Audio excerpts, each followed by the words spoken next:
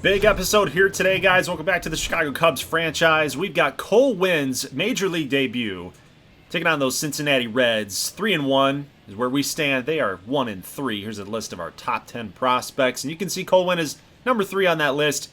Be a big game for him, big game for our Cubbies to stake even more positioning inside the NL Central. We're also playing against another custom player, George Salas, and right off the get-go, we've got a perfect from Seiya Suzuki. That's a deep shot, and it's going to go bouncing right off the middle part of the 370 wall right there. Great job to lead us off there by Mr. Seiya Suzuki. So we've got ourselves in a good position here, already to strike first, and Nicky Lopez, the free agent acquisition this offseason, it's going to ground out here to Anthony Rizzo. So that right side of the infield there for the Reds. Kind of weird. They've got Nick Madrigal at second and Rizzo at first. We decided to let Rizzo go this offseason, started seeing some regression, and he didn't really get a lot of playing time with, of course, our depth at the position, so it just felt like the right time to let him go, but he's now a Cincy Red. So let's get into Cole Winn's debut. His first batter, he's got to go up against Nick Senzel, who drives this right over PCA's head. He makes a strong throw into the cutoff.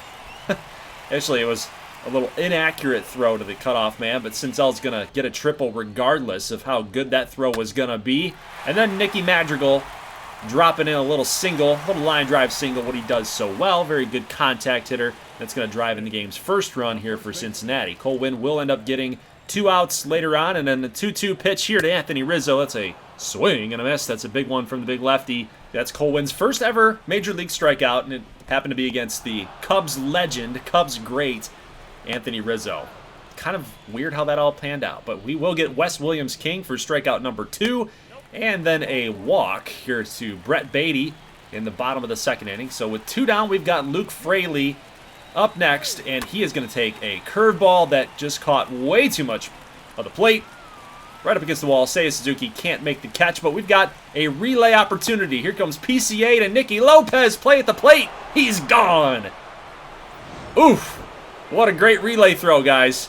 PCA is known for his defense and his arm strength, and so is Nicky Lopez. Great relay from those two, and great tag by Chris Addison.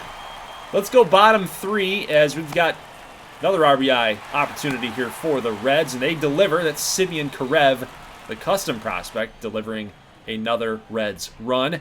Rizzo striking out a second time to Mr. Cole Winn. He's got his number here. That's a nice little changeup.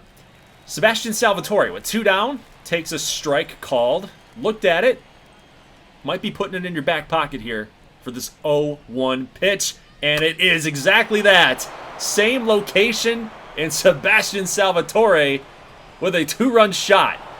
Cubs will now take the lead here in this ballgame, 3-2, and what a shot that was, baby. We'll take one more look at it. Look at this swing, the little timing mechanism there with the bat tap on the shoulder. I love that swing, that Robinson Cano stance, man. So 3-2 Cubbies. Let's go bottom 5. We get a strikeout here. It's another one for Cole Winn. That is number 3 on the game. Rafael Devers in the top of the 6th inning. It's a base knock here, going the opposite way. That was a tough pitch to hit, to go opposite field. Especially when they got the shift on you. They are pitching you inside to pull, and he goes opposite side to get that double. Franmil Reyes here with a single, and we are sending Rafi all the way home. 4-2, Cubs the lead, and then Salvatore comes up again, and that is going to drop once more. Salvatore now with 2 hits in the ballgame here, and with 2 down, guys. Chris Addison's coming up, good contact hitter. He's got a little pop in his bat, but Malafronte has been challenging us high and inside against our batters. We are looking for it, and that's exactly what we're going to get. Chris Addison turns on that, baby. Slider going over the seats. A 3-run shot for the Cubbies. It is now 7-2. Strut your stuff there, Mr. Chris Addison, because Cubs staking this out to perhaps an easy dub.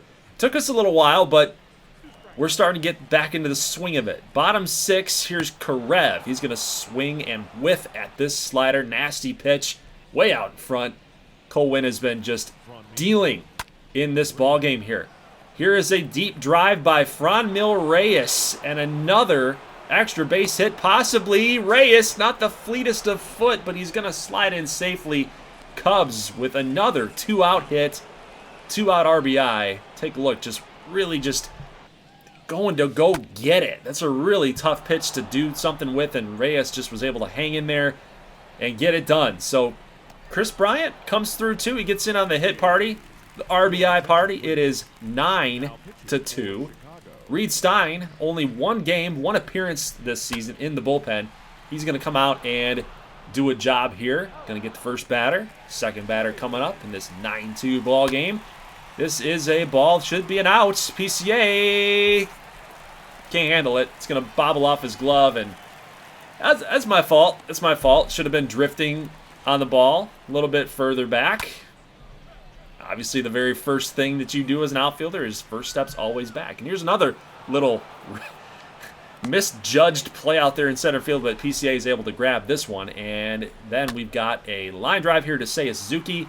That is 4 up, 3 down for Reed Stein. So as we go into the top of the 8th, we got Chris Addison coming up yet again, and he's going to deliver this base hit here right in front of Nick Senzel, but he turns and fires this thing, and it's just a wide throw. Might as well take a chance here in a 7-run ball game.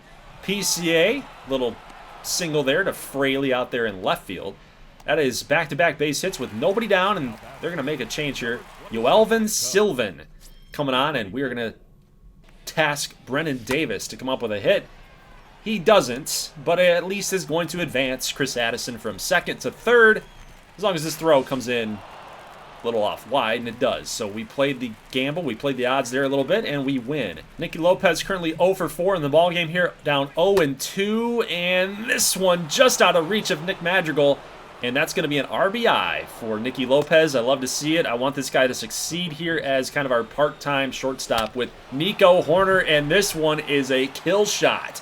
Timothy Pierce, 3-run home run. With only 1 down in the inning, it is now 13-2. And the Cubs bench is going crazy. This Reds team, we're absolutely taking it to them. This is a glimpse of what this team can do. I like our chances this season. 13-2, and then another home run. Franmil Reyes. See this guy like in every game in gameplay, coming up with an RBI or some type of big extra base hit. Home runs especially, this is what this guy's specialty is. Sylvan's just getting lit up, and that's pretty much going to be your ball game here, if you couldn't tell. But I got to show you this. Guys. Anthony Rizzo with a 2-run shot off of Reed Stein. He's seen him pitch for the last couple seasons, playing first base for us. He's seen Reed Stein. He knows his stuff. He was ready for it. But we at least get that home run back. We at least get 1 run back here. Sebastian Salvatore again. Home run number 2 here tonight. And your final score, guys, will be 15-4. After he touches home plate and gives everybody the celebratory high fives right there. Awesome win here for our Cubbies. Really just absolutely just took it to the Reds here, guys. 20 hits to 10. 4 runs that can only muster up 4 off of our pitching staff. Cole Winn was great in his Major League debut. Reed Stein came in and just pretty much needed some work in. He's only had 1 game, 1 appearance so far in the season. So I figured, why not? Just get him in, get him some reps, get him some innings, and he ate them all up. Guys, look at the middle of the order, but actually bottom of the middle, all the way down to our number 9. Like, we just killed it today. We just killed it. A lot of extra base hits, a lot of ribbies coming from those spots. Cole Winn had a great debut as far as I'm concerned. You know, when you're not expecting you're not expecting much from these types of players, but when they come through and they have a good outing like that, it shows you exactly what they can do. So I was impressed. So the Cubs moved to 4-1, and as you guys get a little quick snapshot of the rest of the season here, we're going to simulate April, May, and June, but we're also going to show some of the draft and who we decided to go after inside the draft in this episode. So it's kind of a big episode, like I mentioned, so we do get some gameplay, but we also have some housekeeping things to do. And as I'm just looking at the zeros up on the board here, so we've had a couple of shutouts. I don't like the way that that's trending for us. We're not playing very good baseball, in my opinion. We're 31-29. That puts us in second place in the Central right now. We're actually in the wild card. Don't mind the Madden 23 download up in the upper right-hand corner. But this is actually a no-hitter. This is what I was looking for. Anytime I see 0 runs up on the board, I want to see if we threw the no-hitter or we got no-hit. And we threw a no-hitter against Colorado, the worst team in the league by far. They're 16-44. They're not trending very well. But Justin Steele went 8 innings with 11 strikeouts, 6 walks, got him in trouble. And then Braylon Marquez, the youngster, came in and shut the door, closed it down. So the Cubs, magical season, question mark, maybe, possibly, throwing a no-no. You know, could we make some noise here after we make a move, or if somebody gets hot, maybe our team starts to kind of roll a little bit. We are first ranked across the league. MLB The Show likes our team right now. We're number 1 in contact. We're number 1 in some other areas as well. But Tigers are 6th. The Dodgers, I think, are like 8th or 2nd at this point. So they're a very good team still. The Angels are 7th. So, you know, we're right up there. But for whatever reason, we're just not playing. We're not stretching across a lot of winning streaks by any means. So we're winning a couple, we're dropping a couple, and that's just kind of the story here at this point, at least in the early part of the season. Obviously, things can change once the weather starts getting a little warmer. Our offense is going to heat up. That's what I'm anticipating. But that means our pitching has to get a little bit better too. So it's really important with any baseball team, really, that when your offense starts to go, your pitching has to counteract the other team's offense as well. It's always a big thing. Now, Tom Cloutier, a custom prospect here, is an 84 overall. He's hitting .311. I like what I'm seeing out of our custom guys right now. We've had a couple dudes up on the list. Now, if we go to the American League side, home runs we're looking at, we don't have any customs here quite yet until Cloutier there at 14. There's Julio Rodriguez at 13. I don't really see anybody else as far as custom players there. David Gonzalez for the White Sox has 11. Thomas Van Hecken with 10. So if anybody's under that mark, then you guys kind of know. If you're in this series, you know exactly how your guys are doing. But 21 home runs from Adam Donato. I've been talking about this guy ad nauseum for the Nats. Very good player. Mikey Porter's in our division for the Brewers. He's hitting a bunch of home runs as well. Got to watch out for him. We got Reggie Wells, guy that we've seen in the playoffs quite often. We got to watch out for this guy. Haniger's up there again with 11. A thorn on our side in this series. Got James Callender for the Dodgers, another custom guy. So it's really nice to see that those guys are producing. Now, as far as the draft goes, you guys know that I'd like to have custom players in here, Patreon guys as well. I'm not going to do that in this episode. I will show you guys kind of where everybody went as far as like CPU generated guys like Bucky Ramos.